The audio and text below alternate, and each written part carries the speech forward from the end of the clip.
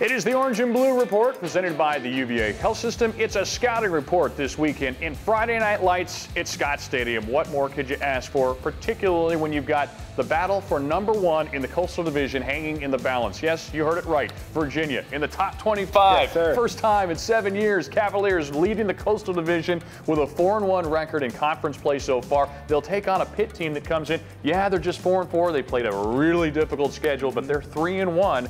Just a half game back of Virginia in the standings. Man, it doesn't get any better than this, does it? It doesn't. You said today they played some tough teams, and they got through that stretch, and now they feel like they got some relief, but they run into the Virginia Cavaliers, who are also hot. Yeah, call relief.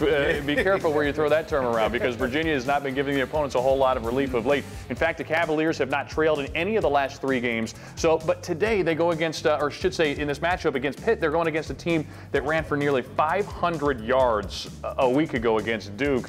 Virginia hasn't allowed over 100 yards the last 2 weeks, allowing just over 2 yards per carry. Something's got to give. Yeah, something's got to give. Strength versus strength. And as you said, the way Pitt ran the ball versus Duke, you would have thought that Georgia Tech was the team that did it. But Pitt ran downhill. They had big plays in the passing game off that running game also. So let's dive into a little bit of what Virginia will be going up against.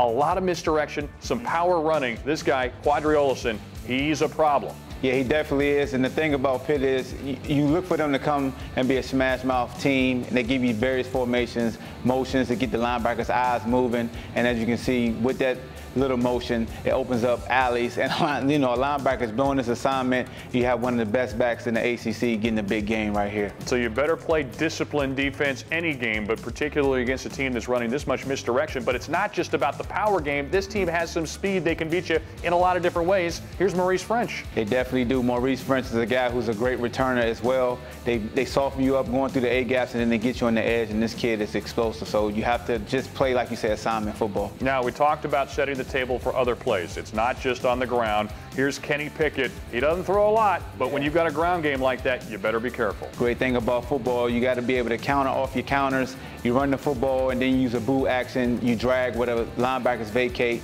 and at the end of the day, you got to make plays, and Frenchie again makes a play. Yeah. Now, one of the guys we haven't seen yet, but we will figure to in this matchup. This is a guy who's a freshman, didn't play at any point prior to last week. So we have a little bit of tape on Valik Carter, but the freshman who was a defensive back to start the season, played his first game last week.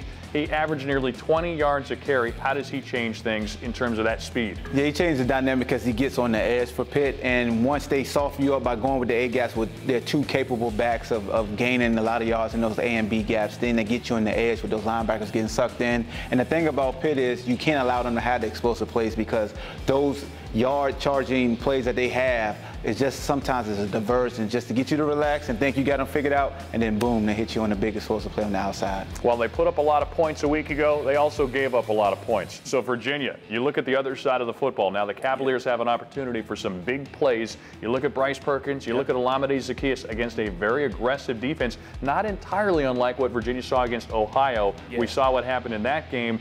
Granted, you step up a weight class a little bit, but there could be some opportunities. Yeah, Pitt is very similar to North Carolina from last week. They use their safeties to cover the slot.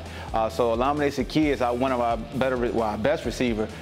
A guy's going to be 10 yards off him. They don't want their linebackers covering at all. Linebackers stay home for the dual quarterback Perkins. So we have a lot of opportunities for Bryce Perkins and also Evan Butts.